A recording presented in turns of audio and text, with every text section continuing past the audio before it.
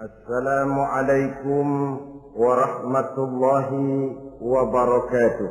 Waalaikumsalam warahmatullahi wabarakatuh. Bismillahirrahmanirrahim. Alhamdulillahi rabbil alamin. Wassalatu wassalamu ala ashrafil anbiya'i wal mursalin, imamil muttaqin, sayyidil ghurril muhajjalin, wa ala alihi wa sahbihi ajma'in, amma ba'du. Saudara-saudara kaum muslimin rahimakumullah, pada pertemuan terdahulu sudah kita bicarakan tentang memperbaiki akhlak, baik akhlak kepada Allah Subhanahu wa ta'ala, akhlak kepada sesama manusia, maupun akhlak kepada makhluk Allah lainnya di luar manusia.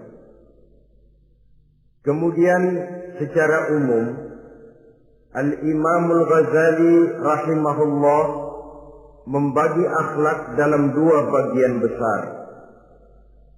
Pertama, apa yang oleh beliau dinamakan al-akhlaqul mahmudah, yaitu akhlak yang terpuji. Seseorang yang kepada Allah ia bertauhid, dalam pergaulannya dengan sesama manusia ia mempunyai sifat-sifat yang terpuji, seperti rendah hati, sabar, jujur, ikhlas, dan lain sebagainya.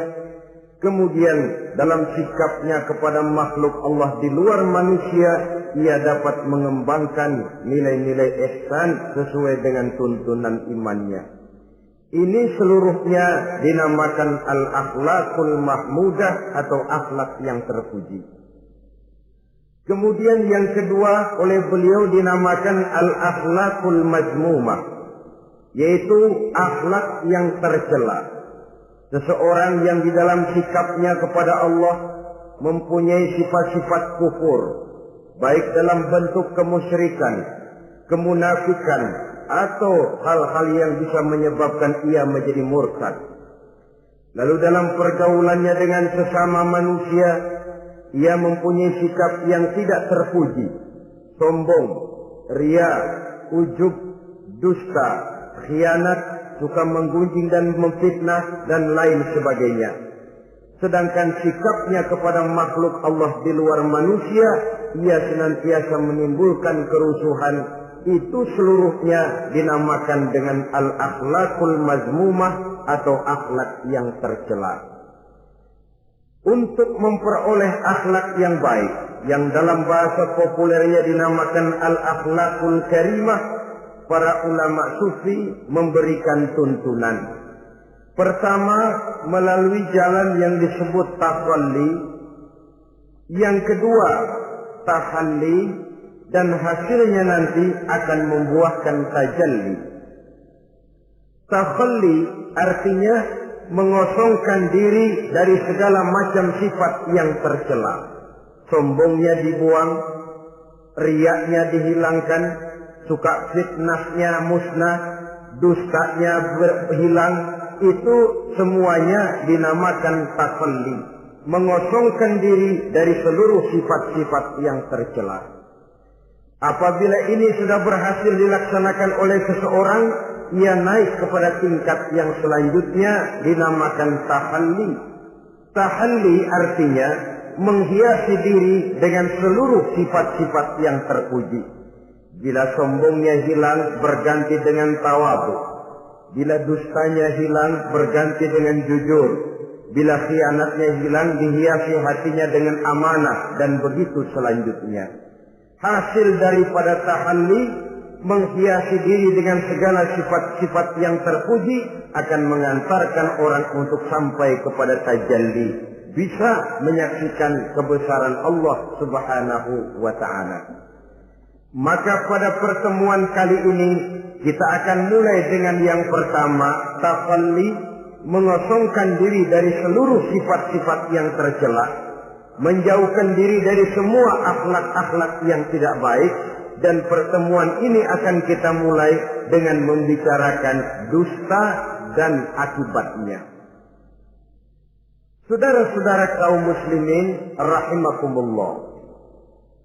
Salah satu nikmat yang diberikan Allah kepada kita makhluk manusia dalam hidup ini adalah kemampuan untuk berkata-kata. Kemampuan menyalurkan hasrat hati dan keinginan jiwa melalui ucapan dengan bahasa sebagai alat komunikasi. Sehingga orang lalu berkata bahwa al-insan adalah hayawanun natiq. Manusia sebenarnya adalah binatang juga. Cuma saja manusia binatang yang pandai berbicara. Oleh karenanya ini merupakan satu nikmat yang sangat besar yang perlu kita syukuri. Lidah bisa menempatkan seseorang pada posisi yang tinggi.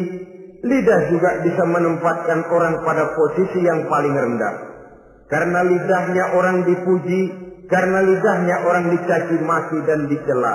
Pendeknya seperti kata pepatah, al-lisan saghirul jirmi azimul jurmi.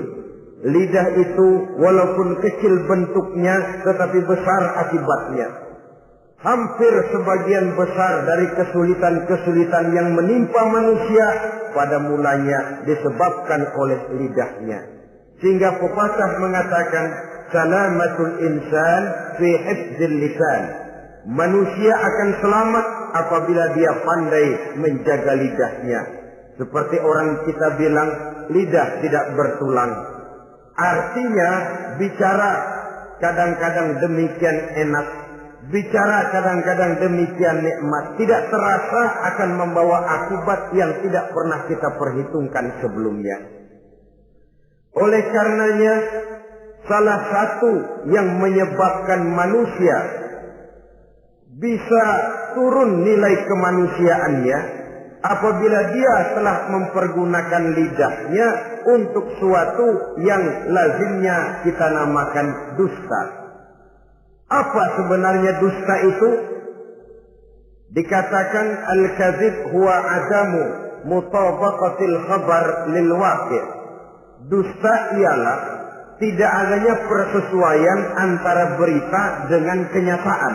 Itu yang dinamakan dusta. Berita tidak sesuai dengan kenyataannya. Nah, bentuknya bisa mengada-ada, bisa menambah-nambah, ataupun mengurang-ngurang. Itu bentuk-bentuk daripada tidak sesuainya berita dengan kenyataan. Mengada-ada, yang tidak ada diada-adakan, itu jelas merupakan dusta.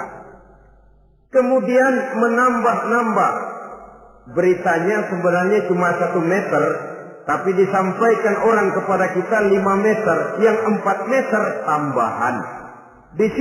Disitulah kemungkinan terjadinya penyusupan-penyusupan berupa dusta adanya. Ataupun mengurang-urang. Beritanya sebenarnya 8 meter, sampai ke kita cuma 2 meter. Yang 6 meter berita itu dikorup. Itu juga sudah bagian tersendiri daripada yang dinamakan dusta. Oleh karenanya kita harus berusaha. Pertama dari sifat mengada-ada. Yang tidak ada diada-adakan, itu jelas dusta. Dan ini pekerjaan paling enak memang. Orang seakan-akan terpesona. Orang seakan-akan kagum. Padahal kita mengada-ada. Barang yang tidak ada diada-adakan. Rasul juga pernah, saudara-saudara. Tapi bernada seperti ini, namun jujur. Satu saat beliau sedang duduk, ada seorang perempuan mengendarai onta, sudah tua sekali ontaknya. Lalu Rasul bangun menegur orang tadi, "Bu, kenapa naik anak onta?" katanya. Perempuan ini bilang, "Ya Rasul, yang saya kendarai ini bukan anak onta, tapi biang onta." Begitu. "Iya, tapi dia punya ibu kan? Onta ini punya. Nah, kalau dia punya ibu kan artinya dia anak juga." "Ya memang. Nah, kalau begitu kan artinya ibu memang naik anak onta." "Loh ya iya kalau itu sih." Kelihatannya mengada-ada, tapi memang benar begitulah adanya. gurau untuk menghidupkan suasana, tapi tidak terlalu berlebih-lebihan. Yang kedua jenis daripada dusta itu menambah-nambah. Ini juga paling enak. Orang sering bilang, kalau kita ngirim duit, jangan harap kurang, jangan harap tambah. Tapi kalau kita ngirim berita, jangan harap kurang. Duit kita kirim kepada orang, jangan harap tambah. Kurang, jangan harap kurang. Atau jangan harap tambah, kurang bisa. Tapi kalau berita kita kirim kepada seseorang, jangan harap kurang itu berita, nambah bisa. Atau kemudian mengurang-urang, ini juga termasuk jenis daripada dusta. Baik mengada-ada atau menambah-nambah, kemudian mengurang-urangi, seluruhnya merupakan pekerjaan yang paling enak. Kita anggap sesuatu yang biasa, padahal akibatnya nanti akan menjadi luar biasa. Saudara-saudara kaum muslimin rahimakumullah. Apa bahaya dusta dalam kehidupan manusia? Pertama, bagi dirinya sendiri. Orang yang berdusta sebenarnya sudah membahayakan dirinya sendiri. Apa bahayanya? Pertama, ia akan dikucilkan dari pergaulan. Sekali dia berdusta, orang mungkin masih percaya. 2 kali dia berdusta, orang mungkin masih bisa mentolerir. 3 kali dia berdusta, orang ngecap. Ini memang udah wataknya nih. Hobi dah kalau begini. Akhirnya dia dikucilkan dari pergaulan. Lain hari, walaupun dia serius bicara, orang nggak lagi nanggapin sebagaimana yang semestinya. Dikucilkan dari pergaulan.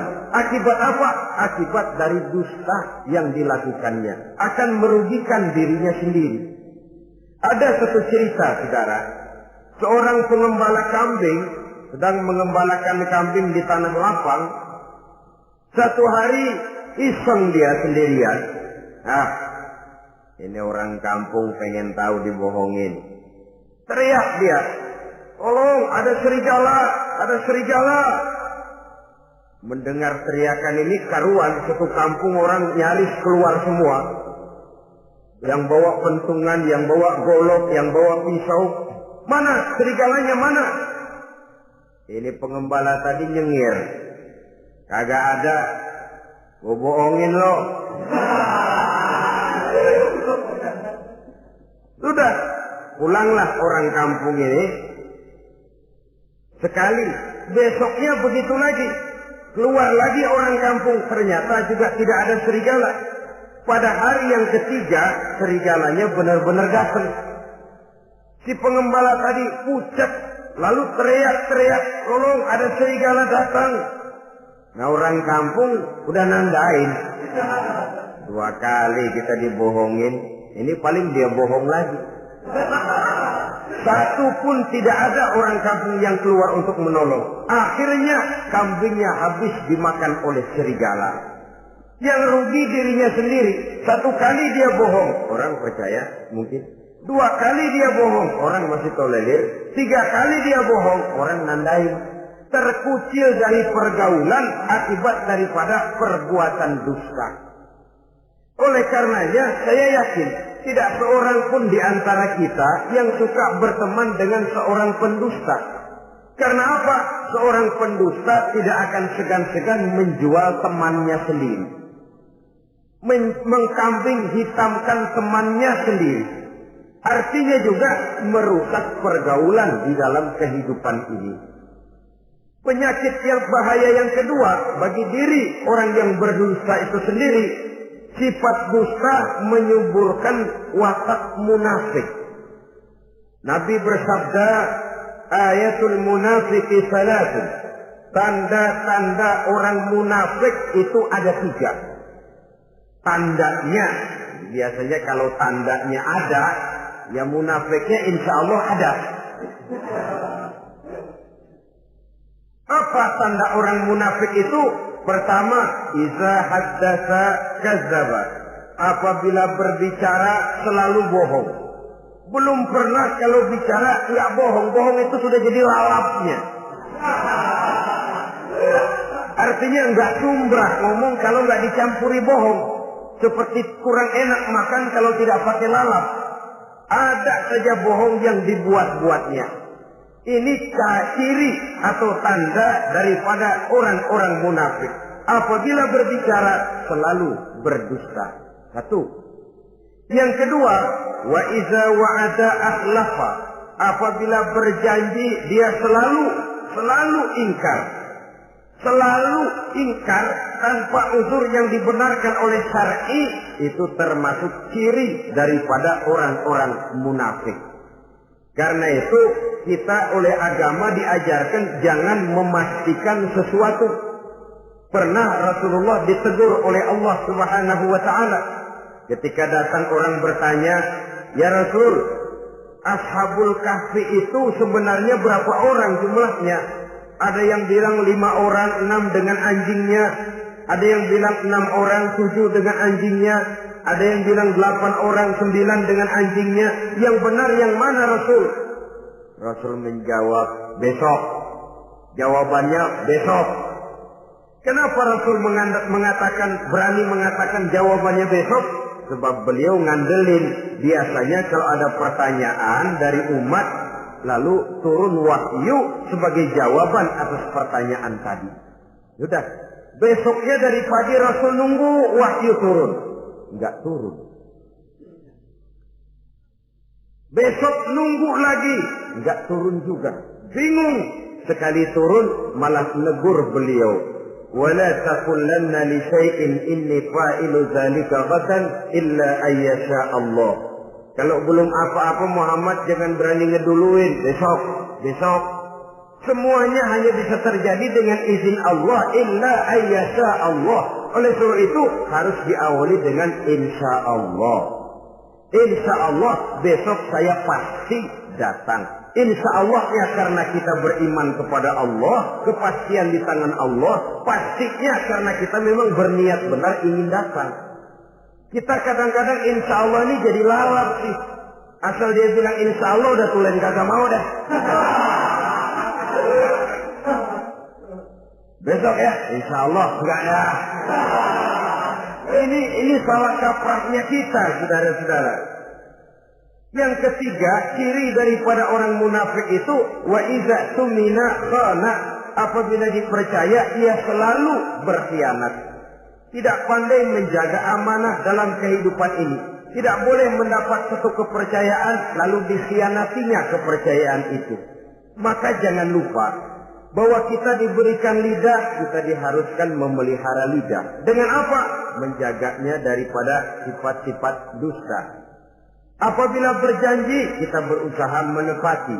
Apabila dipercaya, kita berusaha menjaga amanah. Kenapa? Mencari kepercayaan itu sulit, saudara.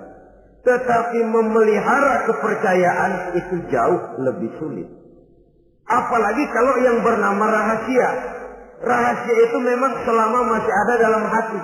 Kalau sudah kita bicarakan kepada orang lain, itu sudah bukan rahasia lagi sifatnya. Memang sih pada mulanya kita bisa ngomong. Nih gue ngomong begini nih sama lu doang nih. Lu jangan ngomong-ngomong sama yang lain ya. Nanti yang kita ajak ngomong lagi sama orang lain. Nih sama lu doang nih. Jangan ngomong-ngomong sama yang lain. Akhirnya kan terus sampai walaupun setiap kali ngomong mesti cuman malu doang nih ya. Tapi akhirnya tuh beritanya jadi merata menjalar. Kenapa? Rahasia adalah apa yang ada di dalam hati. Jikalau sudah kita bicarakan kepada orang, sudah bukan rahasia lagi namanya. Apalagi sifat manusia. Kalau dia lagi seneng sama kita, jangankan perbuatan kita yang baik, perbuatan kita yang salah pun masih dibenarkannya juga. Tapi kalau dia sudah jengkel sama kita, jangankan kita main judi, kita ngaji masih salah. Itu kalau orang sudah nggak senang itu ya begitu. Dia benci sama kita. Jangankan kita main judi, kita baca Quran masih salah.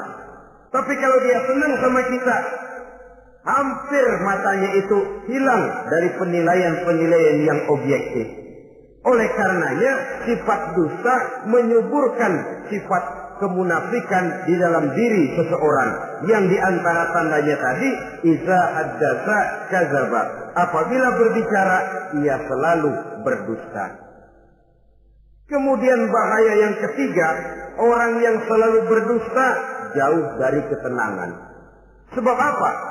Pada saat kita mendustai seseorang, orang itu mungkin percaya. Tapi makin dia percaya, makin tersiksa batin kita. Kenapa? Hati kita sendiri ngomong, lu percaya kok gue bohongin? Kita sendiri tahu bahwa kita bohong. Itu yang menyiksa batin. Jauh dari ketenangan. Apalagi akan timbul satu sifat was-was. Ntar dia tahu. Bagaimana kalau rahasia ketahuan? Bagaimana kalau dia tahu saya bohong? Ini akan menyebabkan seseorang jauh dari ketenangan hidup. Makin rajin dia berdusta, makin tersiksa jiwanya. Lain kalau hatinya sudah mati. Dusta memang sudah jadi profesinya, kebiasaannya. Tidak merasa menyesal, tidak merasa berbuat salah. Dusta itu sudah jadi hobi. Sehingga enak saja.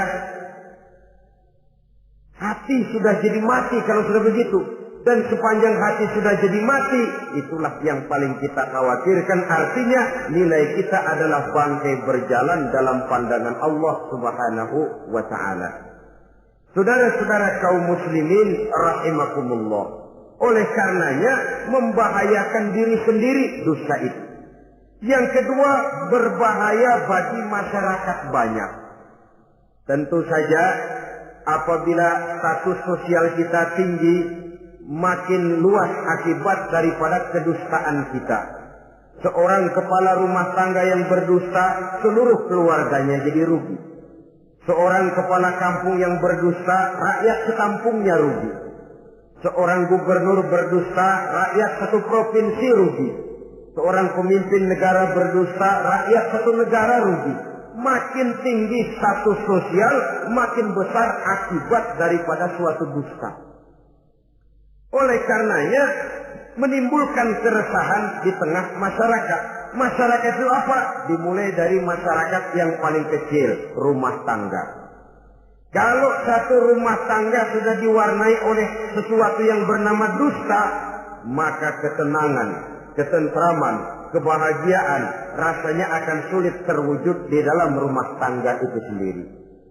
Seorang istri apabila sudah pandai mendustakan suaminya, maka itu sudah berarti memulai keretakan dalam kehidupan rumah tangga, menimbulkan benih-benih ketidakpercayaan. Apabila seorang suami sudah mulai mempunyai titik ketidakpercayaan kepada istrinya lagi, itu sudah menandakan retaknya basis kehidupan rumah tangga.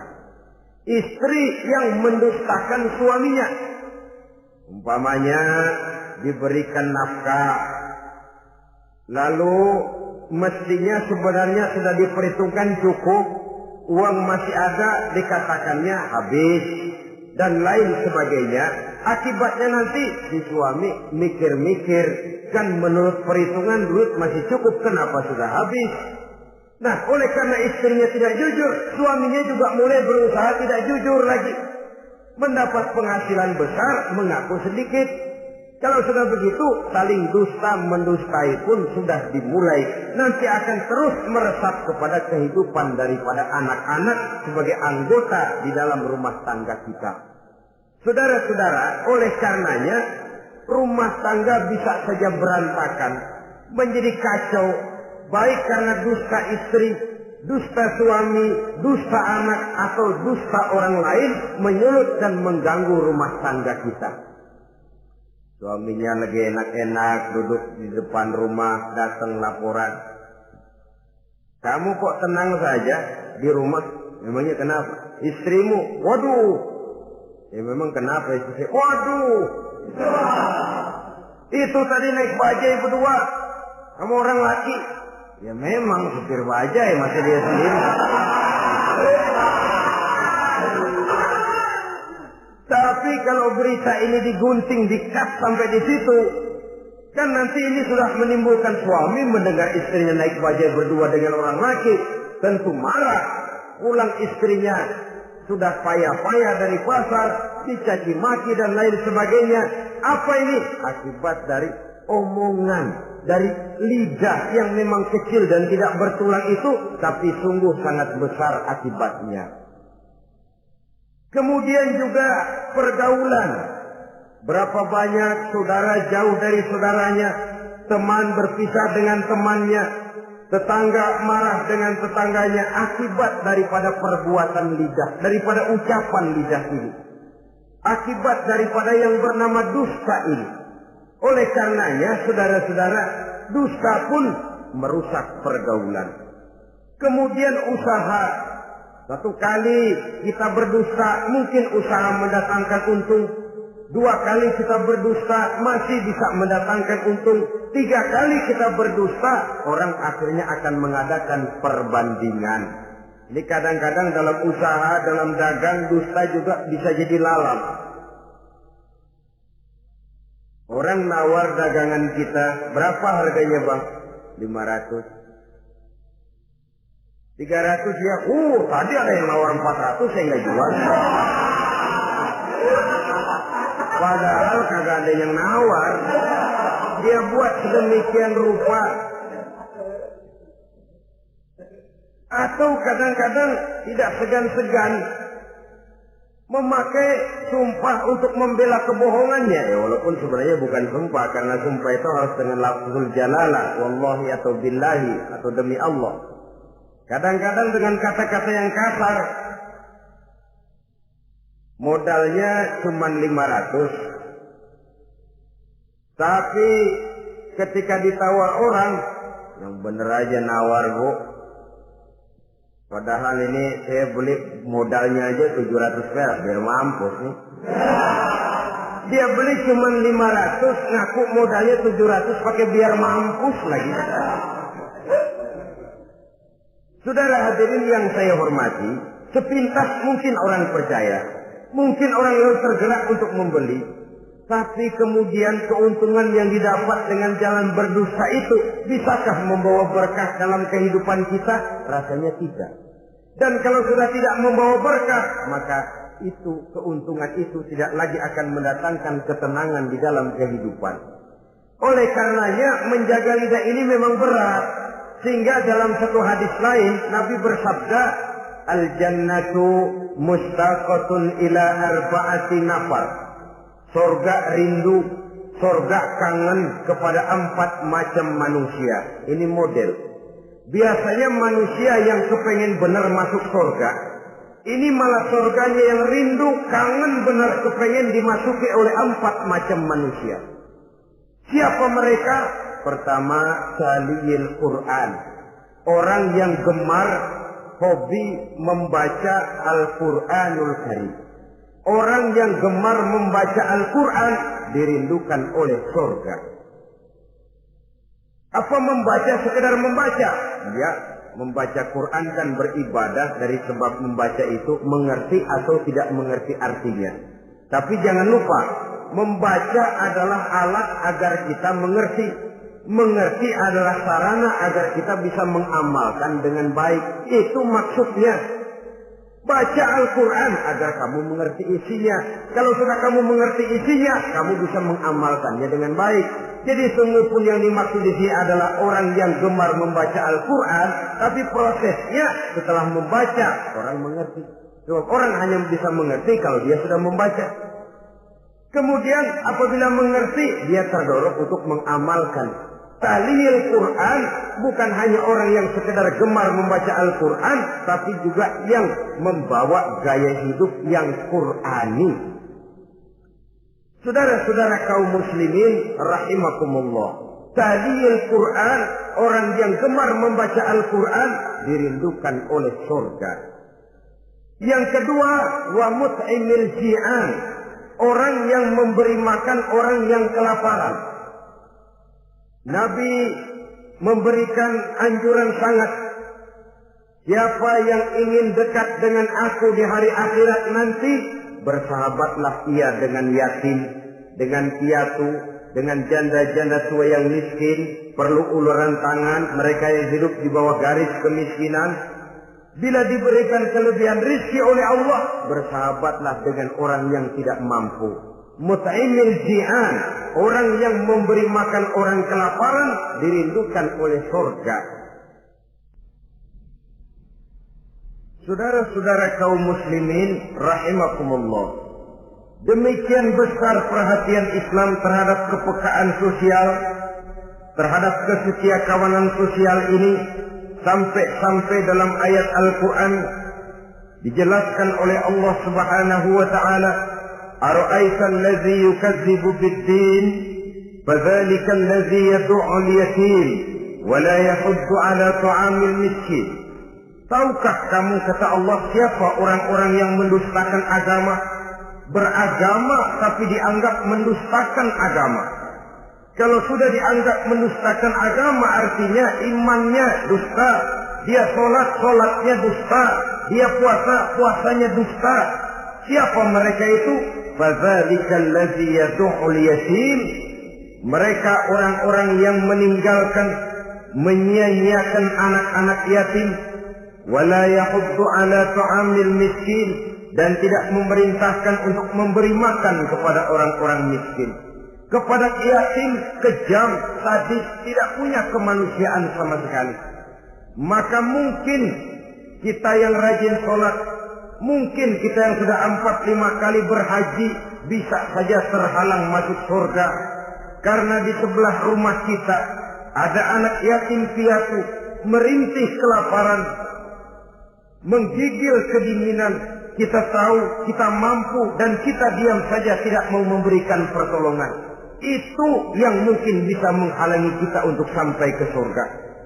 Oleh karenanya, salah satu jenis manusia yang dirindukan oleh surga, mut'imil ji'an, orang yang memberi makan orang yang kelaparan.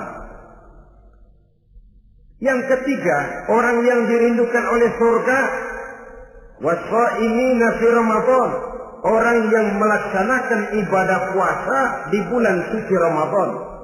Dan yang keempat, ini yang ada kaitannya dengan masalah kita, wa hafizil lisan.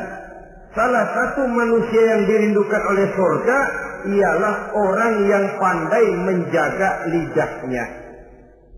Artinya dia bisa menempatkan diri, kapan waktunya bicara, kapan waktunya diam. Orang bilang memang kalau bicara itu perak, diam itu emas. Maksudnya diam lebih berharga daripada bicara. Tapi orang memang harus pandai menempatkan diri. Artinya tahu kapan waktunya bicara, kapan mestinya diam. Kalau waktu diam dia bicara, namanya dia tidak tahu diri. Kalau harus bicara dia diam, dia namanya juga tidak mau menyampaikan sesuatu yang seharusnya dia sampaikan. Sama saja ada orang bilang sedikit bicara banyak bekerja. Sebenarnya harus seimbang. Banyak bicara harus banyak bekerja. Biasanya kalau sedikit bicara banyak bekerja itu dua kemungkinan. Kalau nggak main catur, maling. Yang namanya maling bicaranya sedikit. Maling buka jendela lalu berbisik sama temennya, udah tidur. Ngomongnya segitu, selebihnya dia kerja serapi-rapinya. Sebaliknya, banyak bicara, sedikit kerja, bahkan nggak pernah kerja, orang gila. Coba saja lihat orang gila, ngomong melulu, kerjanya nggak ada.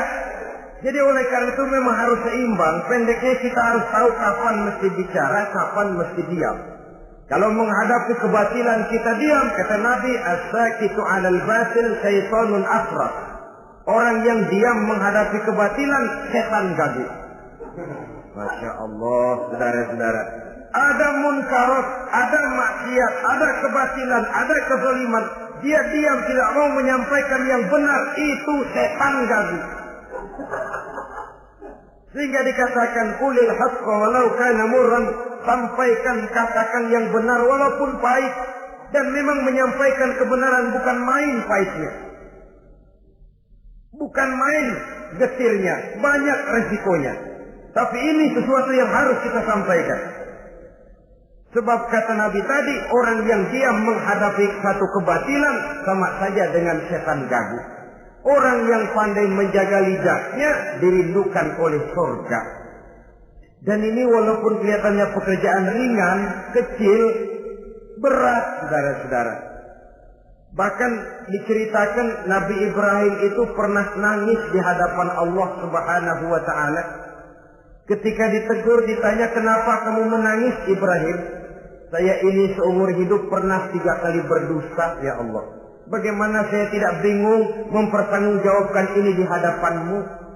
Nabi Ibrahim seumur hidup 3 kali bohong, bingung, nangis. Kita sehari 16 kali bohong, nyengir aja. Nggak ada bingungnya, emang hobi. Kalau nggak bohong, puyeng palanya. Tiap hari selalu mencari sasaran. Siapa lagi gue bohongin ini?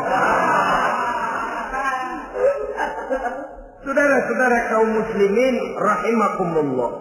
Kelihatannya pekerjaan ini kecil, ringan, tapi sungguh berat.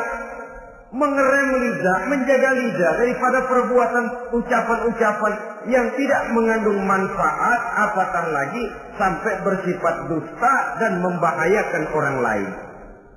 Oleh karenanya, dusta ini kalau dalam agama, berdusta dalam agama biasanya munafik.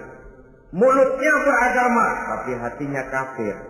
Jelas itu munafik. Itu dusta juga. Dusta yang membawa kita kepada dosa kelas kasar.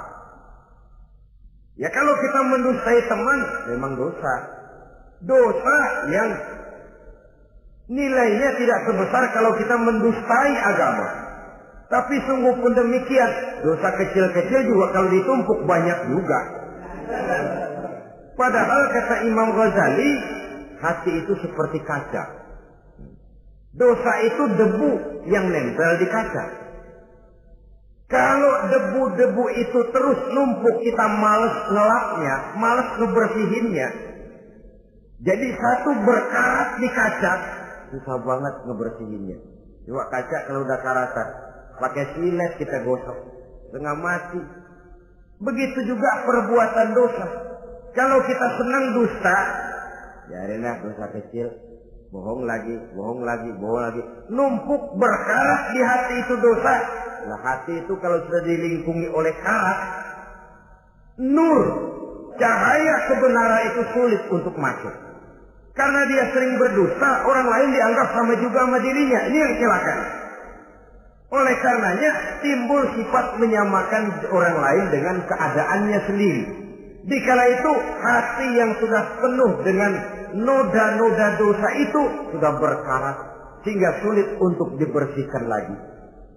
Itu sebabnya Nabi berpesan, ittaqillaha haitsu ma kunta wa atbi'is sayyi'atal hasanata tamhuha wa khaliqin nasa bi khuluqin hasanin. Bertakwalah kamu kepada Allah dimanapun saja kamu berada. Bertakwa dimanapun saja kamu berada. Di pasar takwa kita, di kantor takwa kita, di masjid takwa kita, di rumah tangga bertakwa kepada Allah dimanapun saja kamu berada. Kita sih kadang-kadang takwa juga, cuman musinan. Takwa kita pakai tempat. Asal lagi duduk di masjid, dengerin pengajian, denger kiai pidato, manggu takwa bener. Aduh.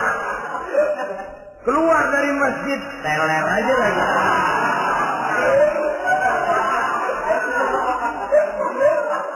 Takwa juga kita cuma pakai tempat.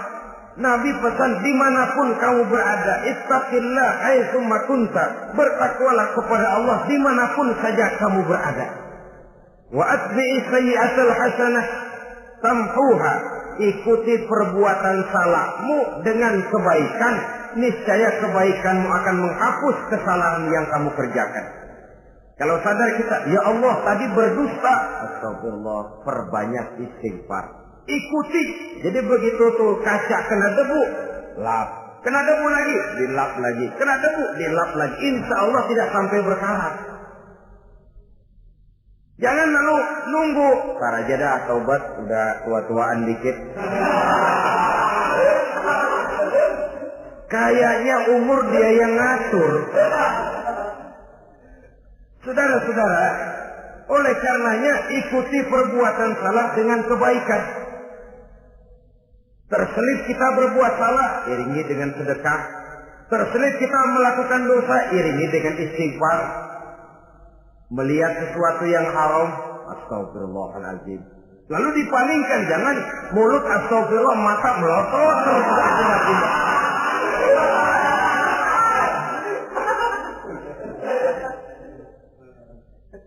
Wa khaliqin nasa bi khuluqin hasanin, dan bergaulah dengan manusia mempergunakan akhlak yang baik.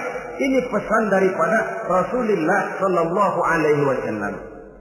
Jadi oleh karenanya dusta dengan seluruh akibatnya ini bisa menimbulkan bahaya bagi diri sendiri, bagi rumah tangga, dalam pergaulan, dalam usaha, dalam masyarakat, bahkan pada akhirnya bagi kehidupan satu bangsa dan satu negara. Lidah yang kecil tapi besar akibatnya bisa menyengsarakan manusia atau menempatkan manusia dalam satu posisi yang tinggi. Kalau kita adakan satu perbandingan, Nabi Ibrahim seumur hidup 3 kali saja berdusta, nangis di hadapan Allah. Kita yang hampir tidak ada hari, ya kalau orang sekarang bilang tiada hari tanpa olahraga. Rasanya kita kalau mau jujur bisa juga bilang tiada hari tanpa bohong. Pernahkah kita menangis menyesali dusta yang sudah kita lakukan? Berapa banyak orang yang sudah kita janjikan kita gantung dengan janji itu. Padahal dia punya hajat yang demikian sangat bergantung kepada kita. Tapi lidah ini enak saja. Gampang dah. Tar. Sok. Gampang dah itu mah. Beres dah beres. Enggak ada yang enggak beres. Semuanya kalau lidah kita beres, gampang, ntar, besok, enak, endah aja dah.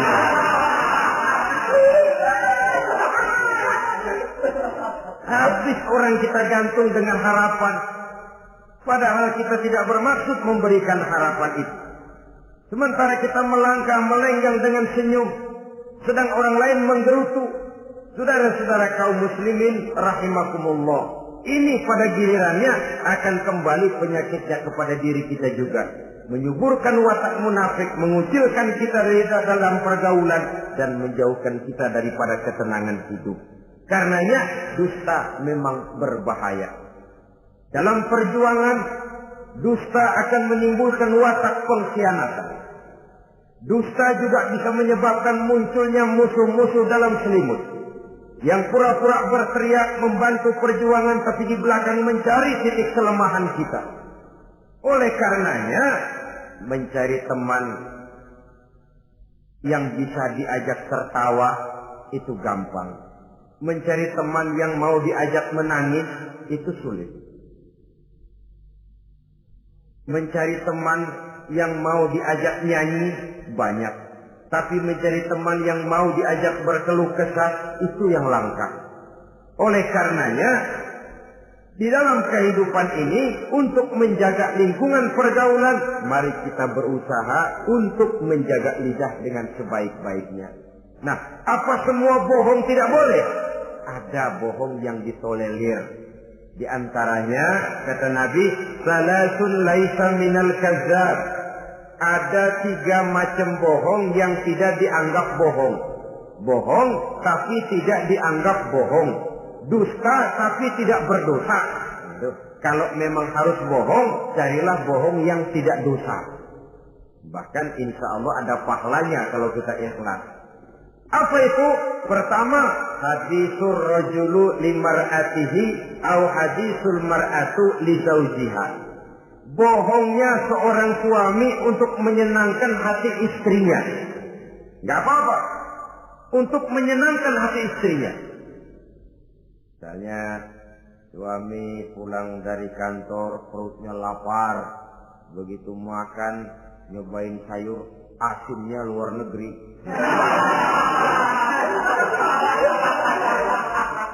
Baru dicobain sedikit, suaminya udah celam-celam, melotot matanya. Istrinya negor, "Bang, sayur keasinan ya?" "Enggak." Soal keasinan bagus. Cuma tadi di kantor saya sudah diajak makan oleh teman, jadi masih kenyang. Simpan sajalah, nanti sore kita baru makan. Lapar, kesel, jongkok, tapi karena mau menyenangkan istri. Enggak. Atau sama saja dustanya seorang istri untuk menyenangkan hati suaminya. Bisa saja itu terjadi. Suaminya beli sendal buat istri. Mahal, padahal murah kena mahal. Warnanya gak enak dilihat, potongannya norak. Suami istri tahu kalau itu sendal murah. Suaminya tanya, "Bagaimana, Bu, sendal yang saya beli?" Waduh, cakep bener, Bang. Luar biasa. Tangga kita mana ada yang pakai sendal begitu. Memang kagak ada, jelek.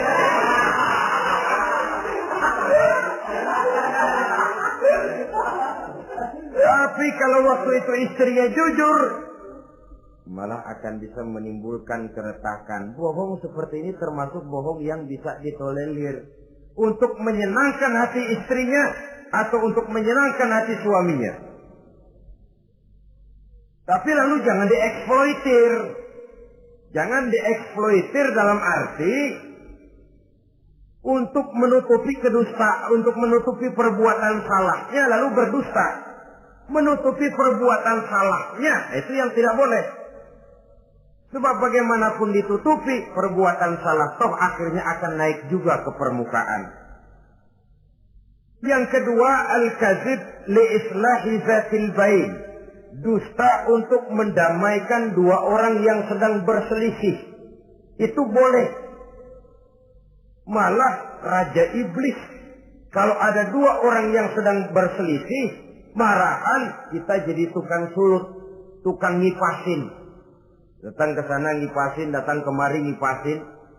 Tidak mendamaikan. A marah sama B. Datang kita sama A katanya kamu marahan sama B. Ya itu B kurang ajar. Enggak begitu. Saya kemarin ketemu di si B, dia bilang kangen sama sampean, pengen ngobrol sama-sama. Padahal B enggak pernah ngomong apa-apa. Dia bohong, dia olah sedemikian rupa supaya orang yang berselisih jadi damai. Itu bohong yang berpahala malah. Yang ketiga, bohong untuk menyelamatkan jiwa seseorang. Itu boleh. Ada orang mau membunuh, PKI nyari ustad. Nah, kamu tahu rumahnya Ustadz Ano, kamu tahu? Tahu, Pak. Gimana? Bapak mau apa? Mau saya bunuh dia, kurang ajar. Oh, orangnya nggak ada, Pak. Mana? Nggak tahu, keluar negeri, keluarnya lagi kali dah. Jauh. Padahal orangnya ada di dalam. Tapi dia berdusta untuk menyelamatkan jiwa orang yang sedang terancam. Itu malah boleh. Bukan saja boleh, berpahala. Malah berdosa kalau waktu itu dia jujur. Mau cari ustadz buat apa, Pak? Mau saya bunuh. Ada, Pak, di dalam. Ada.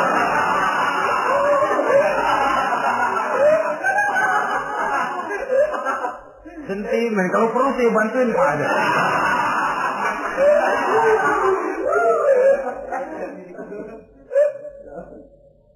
Hanya jenis bohong-bohong seperti ini yang bisa ditolerir. Itu akibat di dunia, saudara. Kita sudah bisa terkucil dari pergaulan, retak rumah tangga, usaha mengalami kebuntuan, masyarakat mengalami keresahan akibat dusta. Di akhirat nanti, na'udzubillah, summa na'udzubillah. Kita baca dalam riwayat Mi'raj, Rasul melihat orang yang lidahnya menyengser ke tanah, digunting, putus, bersambung lagi, digunting lagi, putus lagi, bersambung lagi. Kadang dituangi dengan coran api neraka. Na'udzubillah, coran neraka. Kita nginjak puntung aja lompat. Ini mulutnya dituangi dengan coran dari neraka. Innalillahi wa inna ilaihi raji'un. Ya, tapi kalau dituangi coran begitu dari neraka kan terus mati sekaligus. Ya, kalau terus mati lumayan. Neraka itu kata Quran, kullama nadijat juluduhum baddalnahum juludan ghairaha liyazuqul azab. Tiap kali hancur kulitnya, kami buatkan kulit yang baru. Diazab lagi, hancur lagi, dibuatkan lagi. Untuk apa begitu? Liyazuqul azab, biar dia rasain. Kalau sekali kemplang mati mah enak. Pokoknya diazab di neraka, digejrot, mati, selesai. Lumayan. Ini nggak ada matinya. Penyet, bangun lagi, kemplang lagi, persis salam cemen.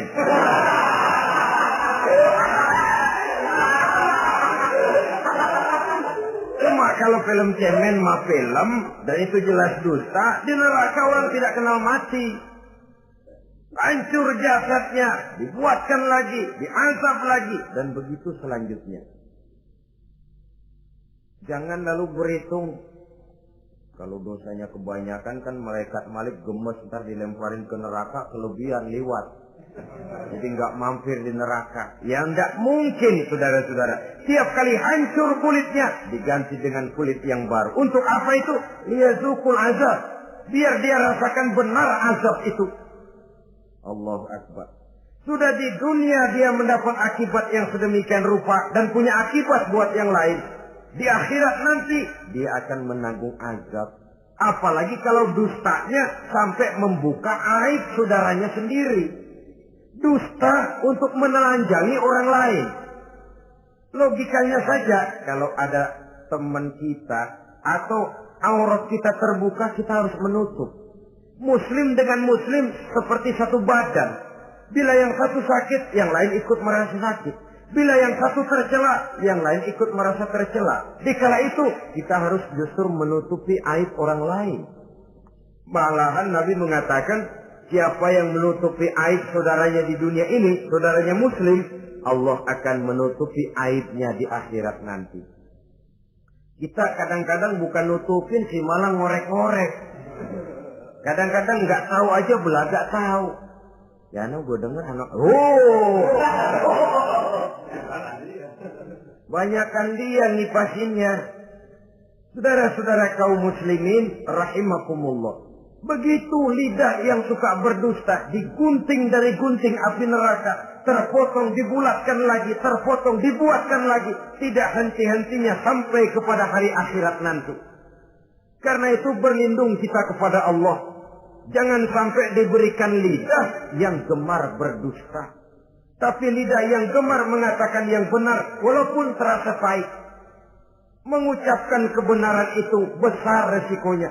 Panjang jalannya, banyak akibatnya. Mencegah kemunkaran besar resikonya. Tapi itu harus kita lakukan. Setidaknya mencegah kemunkaran. Rasulullah sallallahu alaihi wasallam dalam satu hadis menyatakan iyyakum wal kadziba fa innal kadziba yahdi ilal fujuri wal fujuru yahdi ilan nar. Hati-hatilah kamu daripada sifat dusta, sebab sesungguhnya dusta membawa kepada perbuatan durjana dan perbuatan durjana menggiring orang kepada neraka. Mula-mula memang ucapan, dari ucapan orang melangkah kepada perbuatan. Dan perbuatan itulah yang akan jadi penilaian Allah. Jikalau baik, dia akan menyebabkan kita ke surga. Jikalau tidak baik, perbuatan kita jugalah yang akan menjerumuskan kita ke dalam neraka. Dimulai dari suka berdusta. Akibat lidahnya gemar berdusta, perbuatannya pun merupakan perbuatan dusta. Suka pura-pura, mental munafik. Artinya hilang sifat kejujuran dalam dirinya. Apabila ini sudah melembaga dalam kehidupan seseorang, sulit dia melepaskan diri dari cengkraman dusta itu sendiri. Untuk jangka pendek di dunia ini maupun jangka panjang di akhirat nanti, dusta hanya akan membawa malapetaka bagi diri yang bersangkutan dan juga bagi orang lain. Benar kalau tadi pepatah mengatakan salamatul insan fi hifdzil lisan. Bahkan ada yang bilang kalau lidah lukai hati, kalau pedang lukai tubuh, masihkan ada harapan sembuh. Kalau lidah lukai hati, kemana obat hendak dicari? Kita tampar orang dengan tangan 2-3 hari, 2-3 jam bahkan sudah hilang bekas tamparan itu. Tapi kita tampar orang dengan lidah, dengan ucapan, seumur hidup dia akan tetap ingat. Kita bohongi orang, kapan ketemu dia ingat nih, dia nih. Nih yang kerjanya bohongin melulu. Gimana aja ada bohongnya. Kalau sudah dicap sebagai pendusta, kita memang nggak tahu, tapi tiap kita jalan orang iringi perjalanan kita. Pembohong, pembohong. Saudara, masyarakat ini punya hukum yang tidak tertulis, tapi lebih kuat dan lebih kejam daripada hukum yang tertulis. Sehingga lalu orang mengatakan sekali arang tercoreng di dahi, seumur hidup orang tak percaya. Ini artinya hukum masyarakat itu lebih kejam daripada hukum yang tertulis. Sekali kita dicap sebagai pendusta, lain kali kita mau benar-benar banget juga. Aku benar-benar banget ini, sumpah dah. Alah, sumpah lo udah lalap dah, kagak laku. Ya Allah, kita sumpah pun orang gak percaya. Ya kalau binatang kita pegang ekornya, barangkali. Tapi kalau orang jelas omongannya yang kita pegang. Nah kalau omongannya sudah nggak bisa dipegang, apanya lagi yang kita harapkan? Oleh karenanya saudara-saudara, lidah yang kecil bentuknya tapi besar akibatnya ini harus diisi dengan nilai-nilai iman. Lidah yang sudah dimasuki nilai iman akan berat untuk berdusta, berat untuk memfitnah, berat untuk menggunjing, ringan untuk mengucapkan yang baik, ringan untuk zikrullah, ringan untuk baca Quran, ringan untuk musyawarah terhadap hal-hal yang baik. Lidah yang ada imannya, aduh berat saja kalau sudah memfitnah orang, berat kalau harus menggunjing orang. Tapi lidah yang belum ada imannya, nyelonong saja, licin kalau diajak fitnah, licin kalau diajak ngata-ngatain orang, licin kalau diajak mengadu domba orang lain.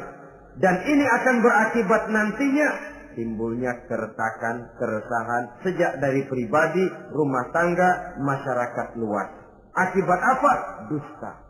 Dari sekian dusta yang paling kita khawatirkan adalah kalau kita sampai dicap oleh Allah sebagai pendusta agama. Beragama tapi dianggap pendusta. Agama sekedar lipstik, agama sekedar dekorasi, agama sekedar penghias kartu tanda penduduk, tapi hidup jauh dari tuntunan nilai-nilai agama. Pendusta-pendusta agama semacam ini pada gilirannya akan terkena penyakit yang disebut munafik. Iman lidahnya tapi kufur hatinya. Islam ucapannya tapi kufur perbuatannya. Nah, ini resikonya sangat besar. Adapun dusta-dusta kepada orang lain, dosa ya dosa, tapi dosa yang mudah untuk bertaubat. Kalau saya katakan mudah untuk bertobat, saya bukan merangsang kita untuk berdusta, bukan. Tetapi jangan lupa seperti saya katakan tadi, bagaimanapun ringannya satu dosa, kalau ditumpuk dan ditumpuk, dia akan berurat, berakar dan berkarat di hati kita.